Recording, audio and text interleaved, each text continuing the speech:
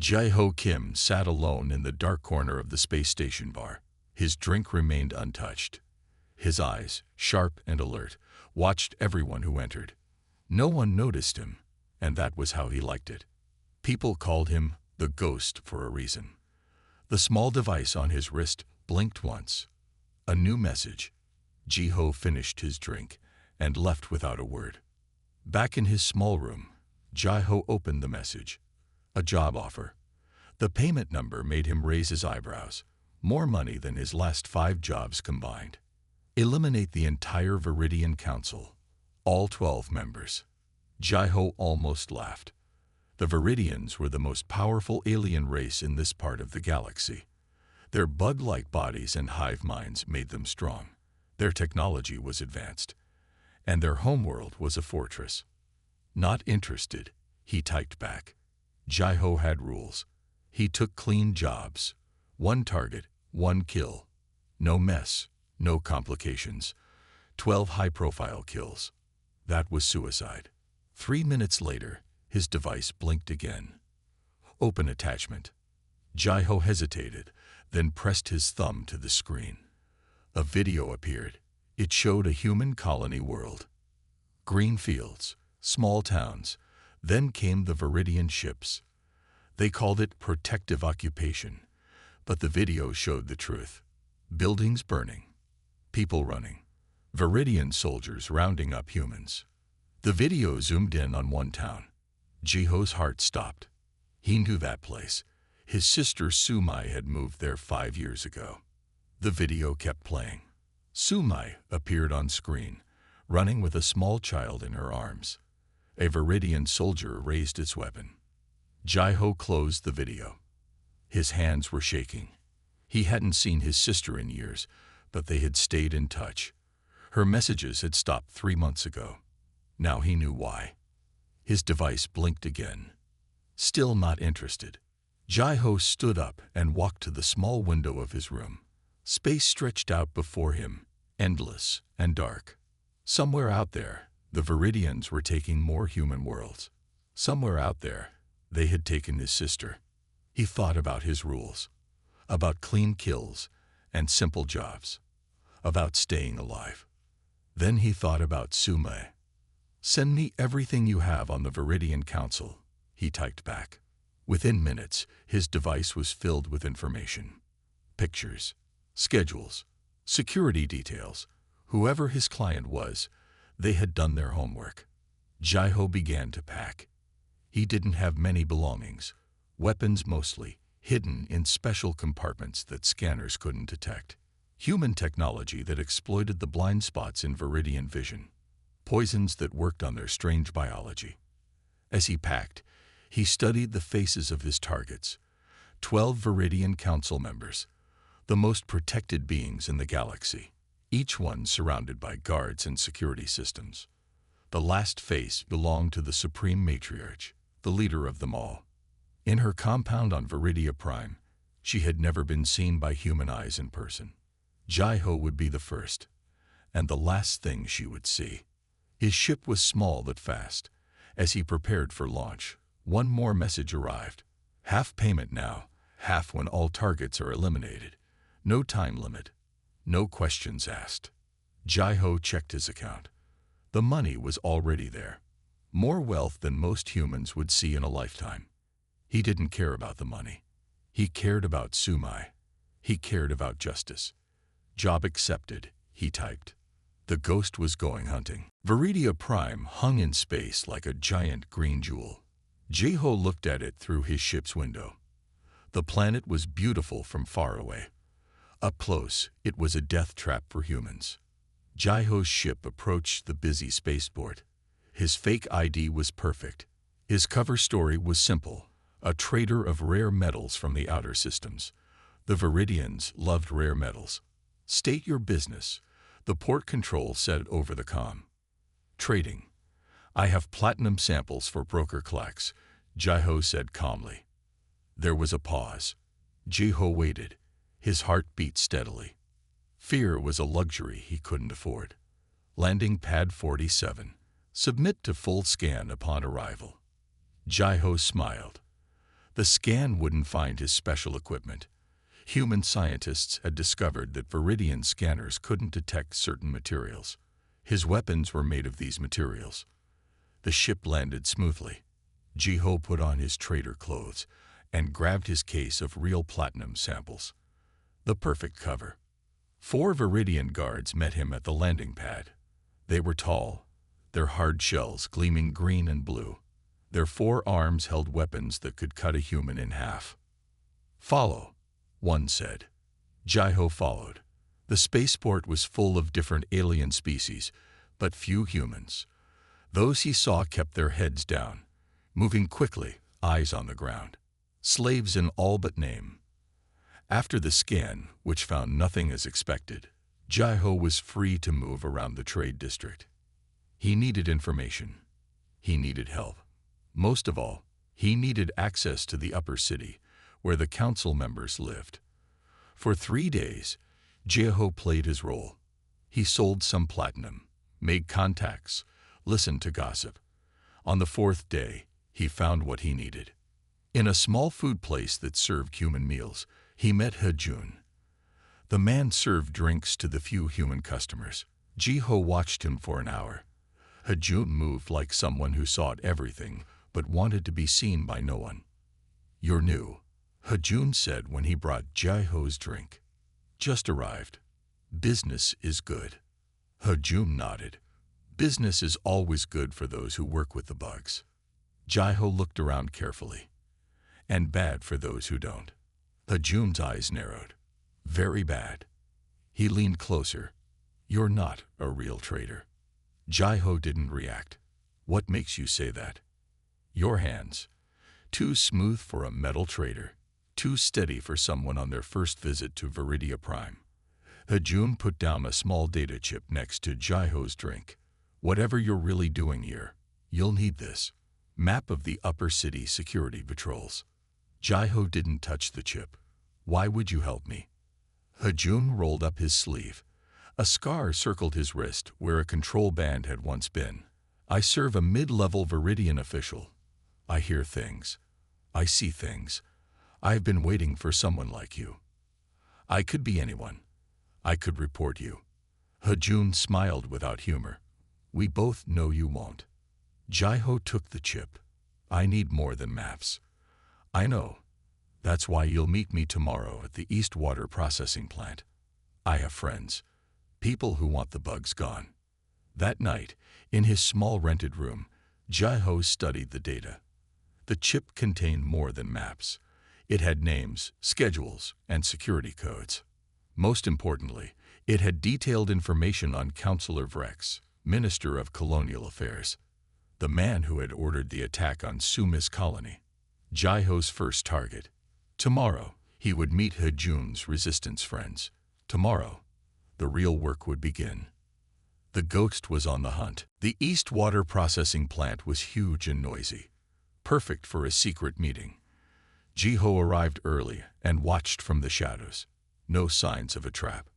Hejun came with 2 others. One was a tall woman with short black hair. The other was a thin man who looked nervous. "This is Enji," Hejun said, pointing to the woman. "And this is Min-soo. He's a doctor who works with the Viridians." Ji-ho nodded but said nothing. "He doesn't talk much," Hejun told the others. "Good," Yunji said. "Talk gets people killed." Min-soo looked around nervously. "I shouldn't be here. If they find out." "They won't," Ji-ho said. "Not if you're careful." They moved deeper into the plant, where the noise of the machines would cover their words. "Min-soo works as a medical assistant to the Viridian elite," Hejun explained, "including Councillor Vrex." Ji-ho's eyes locked onto Min-soo. "Tell me about Vrex." Min-soo swallowed hard. He's the worst of them. He sees humans as tools, nothing more.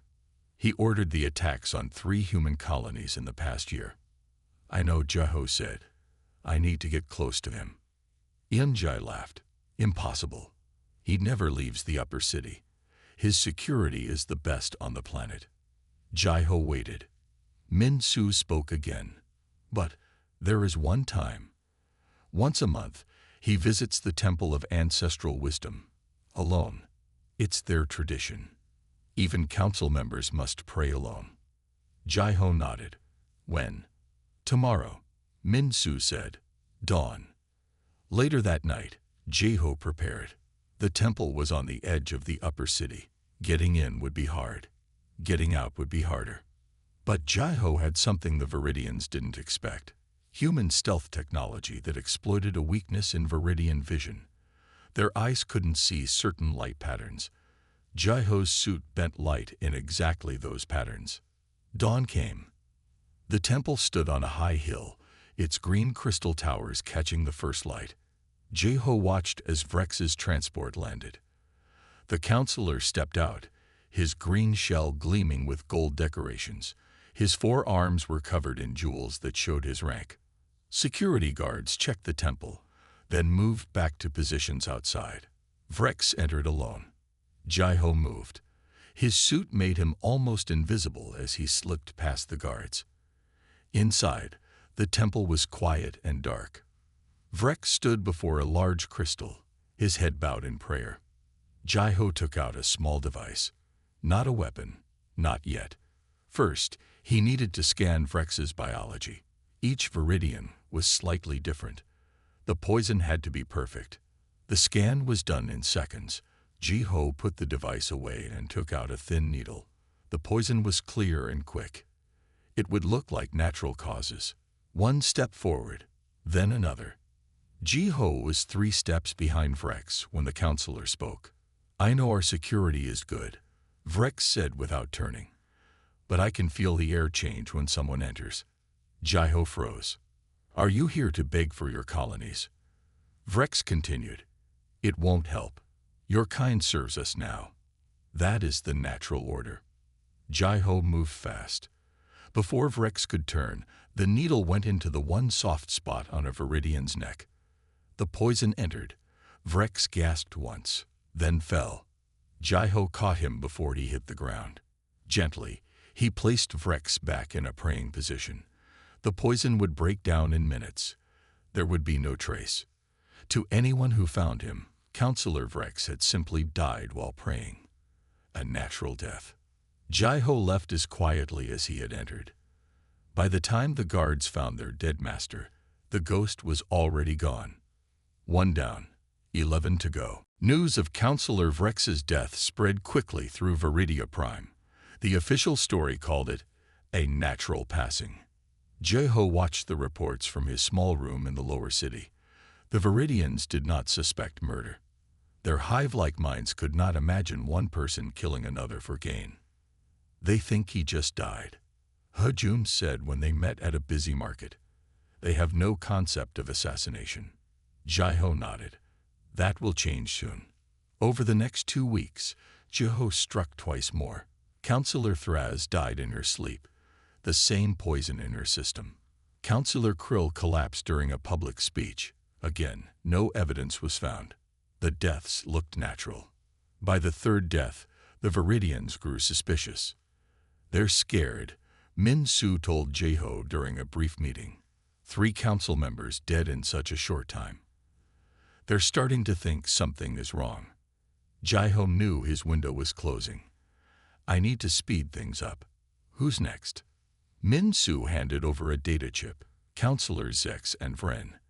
They oversee military operations. They're always together. 2 guards each. 2 heavily protected now, Yunji added. After the 3 deaths, all council members have doubled their security. You can't get close to them one by one anymore. Jai-ho thought for a moment. Then I won't get close. I'll hit them all at once. Back in his room, Jai-ho studied the data. In 3 days, there would be a council meeting. 8 of the 9 remaining council members would attend. The perfect target. But the security would be impossible to break through. Even with his stealth technology, Jai-ho couldn't get in. He needed a new approach. Can you get me their medical records? Jai-ho asked Min-soo the next day. The doctor looked nervous. Why? I need to know what makes them different from regular Viridians. Min-soo hesitated, then nodded. The council members are all from the same genetic line. That's why they rule. Their biology is slightly different from common Viridians. That was what Jae-ho needed to hear. With Min-Su's help, Jae-ho created a special toxin. It would only affect Viridians with the council's genetic markers. To all others, it would be harmless. The day of the council meeting came. Jae-ho didn't try to enter the heavily guarded council chamber. Instead, he infiltrated the water processing system that served the building. The toxin went into the water supply. Colorless, odorless, deadly only to those with council blood. Jae-ho left the building and waited.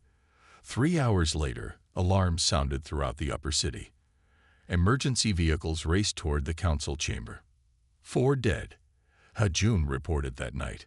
His voice was filled with awe. 4 council members collapsed during the meeting. The others are sick but alive. The Viridians are in panic, Yeonji added. They know now they're under attack. The whole planet is locked down. No ships in or out. Security everywhere. Jae-ho nodded calmly. 7 dead. 5 to go. You can't stay here anymore, Ha-jun said. They're searching every human residence. They know it's one of us now. I have a safe place, Yeonji offered. A resistance hideout in the old mining tunnels. You'll be safe there. Jae-ho packed his few belongings. As he prepared to leave his room, his communication device beeped. A message from his mysterious client. Impressive work. The Viridian Empire is shaking. Continue. Outside, security patrols filled the streets. Getting to Yeonji's hideout would be dangerous. But danger was Jae-ho's business. The hunt continued. The mining tunnels were dark and damp. Jae-ho followed Yeonji through the narrow passages. They had avoided 3 security patrols to get here. The Viridians were searching everywhere for humans. This way, Yeonji said. She pushed aside an old metal door. Beyond it was a large cave. A dozen humans looked up as they entered. This was the resistance hideout. Welcome to our home, Yeonji said. It's not much, but the Viridians don't know about it. Jae-ho nodded. Thank you. He set up his small living area in a corner. From here, he could plan his next move. 5 council members remained. The Supreme Matriarch was still alive. She would be the hardest to reach. For 3 days, Jae-ho stayed in the tunnels. Ha-jun visited once, bringing news from the city.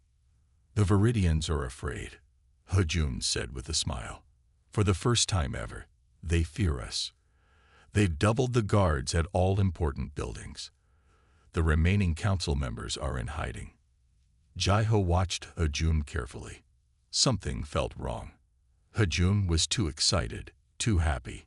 His eyes moved too much. That night, Jae-ho didn't sleep. He checked his weapons and prepared to move. His instincts were screaming danger. Just before dawn, he heard it. The sound of many feet moving through the tunnels. Not the heavy steps of Viridians. Human feet, moving quietly. Jae-ho slipped into the shadows just as the door burst open. Armed humans rushed in, led by Ha-jun. Find him, Ha-jun shouted. The Viridians want him alive. The resistance members woke up in confusion. Yeonji jumped to her feet. Ha-jun, what are you doing? She demanded. What I must. Ha-jun replied coldly. The Viridians have promised freedom for all humans who help capture the assassin. And you believe them. Yeonji laughed bitterly. Ha-jun pointed his weapon at her. I know they'll kill us all if we don't give them what they want. From his hiding place, Jae-ho saw everything. Ha-jun had betrayed him. But why did he look so strange now? His movements were not quite right. His skin seemed too tight on his face. One of Ha-jun's men grabbed Yeonji. Where is he? I don't know, she spat. Ha-jun stepped closer to her. The Viridians only want the assassin. No one else needs to die. Jae-ho made his decision. He couldn't let these people die for him. But he wouldn't be taken alive either. He stepped out of the shadows. I'm here. Ha-jun turned, his face showing surprise. then triumph. The ghost. At last. Jai-Ho moved fast. His small dart gun was in his hand and fired before anyone could react. The dart hit Hejun in the neck. Hejun pulled it out, laughing. "Your poisons won't work on me." Then his face changed. His skin rippled. Hejun screamed, a high inhuman sound. His body began to transform. His human skin split open, revealing green shell underneath. The room erupted in chaos. Hejun wasn't human. He was Viridian, disguised with advanced technology. Jai-Ho fired at the other armed men. Some were human traitors. Others might be Viridians too. He couldn't tell. "This way," Yunji shouted. She had opened a hidden passage in the wall. Jai-Ho fought his way to her side. Together, they escaped into a deeper tunnel as shots hit the walls around them. "Did you know?" Jai-Ho asked as they ran. "About Hejun?" "No," Yunji panted. "The Viridians must have replaced him long ago. He's been watching us, reporting on us." They reached a small underground room with another exit. "We need to split up," Yunji said. "I'll meet you at the old factory in 2 days." Jai-Ho nodded and turned to go. "Jai-Ho," Yunji called after him. "Be careful who you trust now." Trust, Jai-Ho thought as he disappeared into the darkness. He trusted no one. Except maybe Yunji. The old factory stood empty at the edge of the lower city. Jai-Ho watched it for 6 hours before approaching. No signs of a trap. No movement inside. He entered through a broken window, his weapon ready. Yunji was already there, sitting in the shadows. "You're late," she said. "I was being careful," Jai-Ho replied. After Hejun's betrayal, he trusted no one completely. "The whole city is looking for you," Yunji said. "Your face is on every screen. They're calling you the human terrorist." Jai-Ho nodded. He had expected this. "The remaining council members are in the central hive," Yunji continued. "It's the most secure building on the planet. No one gets in without passing 3 security checks. There are guards everywhere." Jai-Ho sat down across from her. "I need a new way in." "There isn't one," Yunji said. "The central hive is impossible to enter now." "Nothing is impossible." A noise at the door made them both freeze. Jai-Ho raised his weapon. Yunji pulled out a small laser gun. The door opened slowly. A thin man stood there, his hands raised. "Don't shoot," he said. "Yunji sent for me." Jai-Ho looked at Yunji. She nodded. "This is Do-hyun," she said. "He was an engineer before the Viridians took him. He helped build the central hive." Do-hyun stepped inside and closed the door. He looked nervous but determined. "I heard what you've done," he said to Jai-Ho. 7 council members. I never thought anyone could do it. 5 more to go, Jai-Ho said, plus the Supreme Matriarch. Do-hyun nodded. "The central hive seems impossible to enter. The main entrances are death traps now, but there might be another way." He pulled out a small device and projected the 3D map of the central hive. "The hive runs on geothermal power," Do-hyun explained. "Deep underneath is the power system. It connects to the old lava tubes that run beneath the city. The Viridians don't use those tunnels. They're too hot for them, but not too hot for humans." Jai-Ho asked. "We can handle it with the right gear," Do-hyun said. "The heat suits used by the maintenance workers would work." Jai-Ho studied the map. "Where do the tubes lead inside the hive?" "The main power room. From there, you can access the air system. It runs throughout the entire hive." It was dangerous, but possible. Jai-Ho nodded. "I'll need time to plan," he said. "And equipment." "Time is something we don't have," Yunji cut in. "The Viridians have started rounding up humans. Entire neighborhoods are being emptied. They're taking them to camps outside the city." Jai-Ho looked at her sharply. "Why?" "Commander Ryuzak is in charge now. He's the head of the military.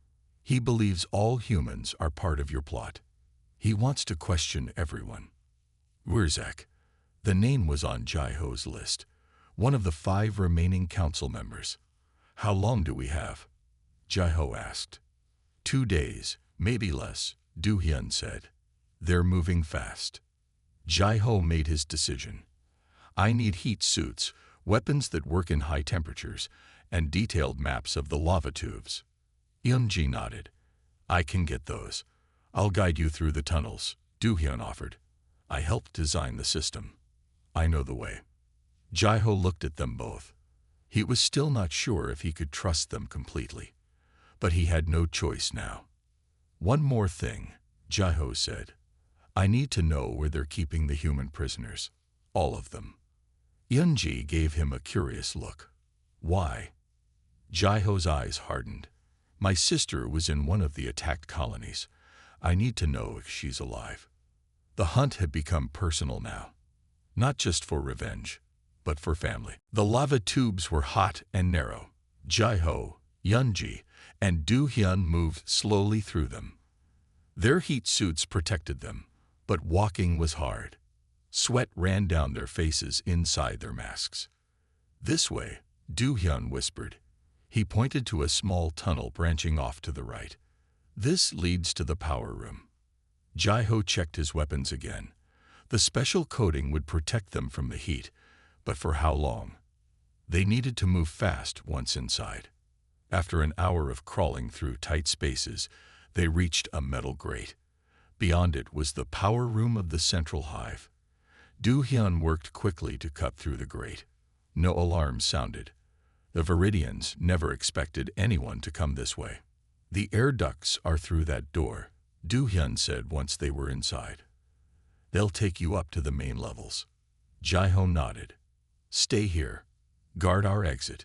If I'm not back in 3 hours, leave without me." Yeon-ji grabbed his arm. "I'm coming with you." Jai-Ho started to argue, then stopped. The determination in her eyes matched his own. He nodded once. The air ducts were cooler. Jai-Ho and Yeon-ji removed their heat suits and moved silently through the metal passages. Jai-Ho consulted the map Do-hyun had given him. The council chambers were 3 levels up. The private quarters of the council members were on level 5. As they crawled, they passed grates looking down into various rooms. In one, Viridian soldiers discussed patrol routes. In another, workers sorted through files. Then they passed over a room that made Jai-Ho stop. Below them was a laboratory. Inside were humans. Some lay on tables. Others were in clear cells. Viridian scientists moved among them, taking samples, checking machines. "What are they doing?" Yeon-ji whispered. Jai-Ho didn't answer. He moved to the next grate, which looked down on what appeared to be an office. A Viridian in a white coat was reading something on a large screen. Jai-Ho could see the words from his position. "Human Genetic Harvesting Program," the title read. Jai-Ho motioned for Yeon-ji to be silent. They watched as the Viridian scrolled through the document. It described how human genes contained a unique pattern that could cure a disease affecting Viridians, a disease that was killing them slowly. "They're not just taking our worlds," Yeon-ji whispered in horror. "They're harvesting us." Jai-Ho moved on. His mind was racing. This explained everything. The Viridians needed humans to survive. That was why they had begun the protective occupations. They reached another laboratory. This one was smaller, with only 3 human subjects. Jai-Ho was about to move past when he froze. One of the humans was a woman with familiar features. Sumai, his sister. She was alive, but barely. Tubes ran from her arms. Machines beaked beside her. The Viridians were slowly draining something from her body. Without thinking, Jai-Ho kicked open the grate and dropped into the room. The 2 Viridian scientists turned in shock. They never had time to call for help. Jai-Ho's weapons fired silently, dropping them both. Yeon-ji followed him down. "What are you doing?" This wasn't the plan. Jai-Ho didn't answer. He ran to Sumai's side and began removing the tubes and wires. "Jai-Ho." Sumai's voice was weak. Her eyes fluttered open. Is that really you? I'm here, he said, his voice tight. I'm getting you out. Sumai tried to sit up but was too weak. You can't. They're everywhere. They need us, Jaiho. Our blood, our genes. They're dying without it. Jaiho looked at the other humans in the lab. They were too far gone to save. But Sumai still had a chance. Can you walk? He asked. She shook her head. Leave me. Finish what you started. Jaiho made his choice. The mission had changed. We need to hide her, Jaiho said, lifting Sumai in his arms. She was light, too light. The Viridians had taken too much from her. Yunjai looked nervous. This changes everything. The alarm will sound soon. Jaiho nodded. Take her back to Duyun. Get her out through the lava tubes. What about you? Yunji asked. I'm finishing this, Jaiho said, his voice hard. The mission just got bigger. Yunji helped Jaiho hide Sumai in a storage closet near the air duct entrance. They would come back for her once the path was clear. Stay alive, Sumai whispered to her brother. Jaiho squeezed her hand. I always do. Back in the air ducts, Jaiho and Yunji continued toward the council chambers. The discovery of the genetic harvesting program had changed everything. This wasn't just about revenge now. It was about saving the human race. They reached a large duct above the emergency bunker. 5 Viridian council members were inside, arguing loudly. Jaiho recognized Commander Wirzak, his shell decorated with military symbols. The Supreme Matriarch sat at the head of the table, her green shell almost white with age. The human terrorist must be found. Wirzak was saying, we should execute all human prisoners until someone talks. No, the Supreme Matriarch replied. The humans are too valuable. Without their genetic material, our species dies in 1 generation. Then we take what we need by force, another council member said. Jaiho had heard enough. He looked at Yunji and nodded. It was time. Jaiho dropped a small device through the grate. It released a gas that would affect only those with council genetic markers. The Viridians below began coughing. Jaiho kicked open the grate and dropped into the room, Yunji right behind him. The guards rushed forward, but they were regular Viridians not affected by the gas. Jaiho fired at them with precision. Chaos broke out. The council members tried to flee, but the gas was working. 4 of them fell, struggling to breathe. Commander Wirzak was stronger than the others. He fought through the gas effects and charged at Jaiho. His 4 arms carried weapons that fired rapid energy pulses. Jaiho dodged the shots, rolling behind a table. Yunji fired at Wirzak, hitting his shell, but the shots just bounced off. Human scum. Wirzak roared. He grabbed Yunji with one of his lower arms, lifting her off the ground. Jaiho fired a special dart, aiming for the joint where Wirzak's arms connected to his body. The dart hit its mark. Wirzak screamed and dropped Yunji, his arm going limp. But Wirzak wasn't done. He turned to Jaiho, his other arm still working. He fired again, catching Jaiho in the shoulder. Pain shot through Jaiho's body, but he kept moving. Yunji recovered quickly. She grabbed one of the fallen guard's weapons and fired at Wirzak's back. The larger weapon cracked his shell. Wirzak turned to her, giving Jaiho the opening he needed. Jaiho leaped forward, planting his final poison dart in the crack of Wirzak's shell. The Viridian commander froze, then fell heavily to the floor.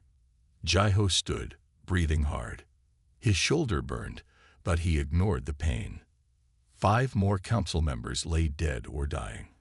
Only the Supreme Matriarch remained, watching them with ancient eyes. You've killed us all, she said simply. Jaiho approached her slowly. You were already killing yourselves, and taking us with you. The Supreme Matriarch didn't try to run or fight. She seemed to understand that her time was over. What will you do with me, human? She asked. Jaiho looked at Yunji, who was checking the room for any remaining threats. Something worse than death, Jai-Ho replied. "You're going to tell the truth." Jai-Ho stood at the main communications center of the central hive. The supreme matriarch sat in front of the broadcast equipment, her ancient eyes looking at the camera. Behind her, Yunji held a weapon to the matriarch's head. "Speak," Jai-Ho said. "Tell them everything." The broadcast went out to all Viridian planets and colonies. The supreme matriarch's voice trembled as she revealed the truth. She told her people about the disease killing their species. She explained how the Council had discovered that human genetic material could save them. "We could have asked for help," she said. "We could have worked together. Instead, we chose to take, to enslave, to harvest. We have become monsters in our fear of death." As she spoke, Jai-Ho watched the screens showing scenes from across the planet. Viridians were stopping, listening. Some dropped to their knees in shock. Others began arguing with each other.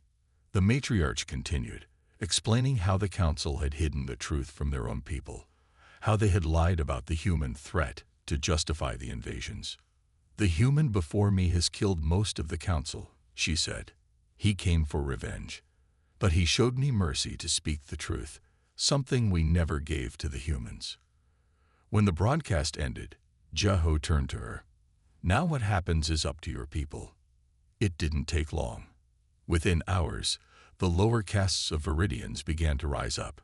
They had been told the occupations were for security.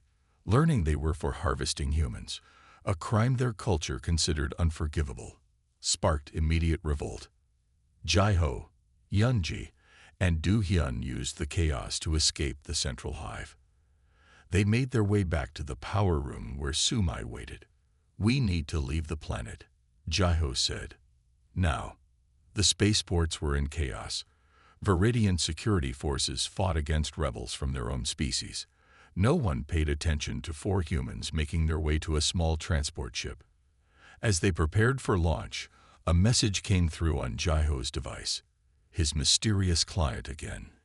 "Contract complete. Payment transferred. The human colonies will be free within days." Jai-Ho looked at the message, then at Sumai, who was resting in a makeshift bed on the ship. She was still weak but would live. That was all that mattered now. They took off, joining a stream of ships fleeing the planet. No one tried to stop them. 6 months later, Jai-Ho stood at the window of a small house on a human colony world. The fields outside were green and peaceful. Reports from across the galaxy told the same story. The Viridian Empire had collapsed. Civil war had raged for months before a new government formed, led by moderates from the lower castes. They had reached out to human worlds, offering peace. More importantly, they had offered partnership. Human scientists were now working with Viridians to find a cure that didn't require harvesting. Early results were promising. Both species might have a future after all. "Any regrets?" Yunji asked, joining him at the window. She had stayed with them, helping Sumai recover. Jai-Ho thought about the 12 council members he had killed, about the chaos he had caused, about the deaths that had followed. "No," he said simply. "They gave us no choice." Sumai walked slowly into the room, still thin but growing stronger each day. "There's a message for you," she said, handing him a small device. The message was brief. "The ghost should rest now. The job is done." Jai-Ho smiled slightly. He had never learned who his client was. Perhaps another victim seeking justice. Perhaps someone who had seen the future and wanted to change it. It didn't matter now. The human assassin had taken down an entire alien government. But more importantly, he had found his sister. He had found peace. For now, that was enough.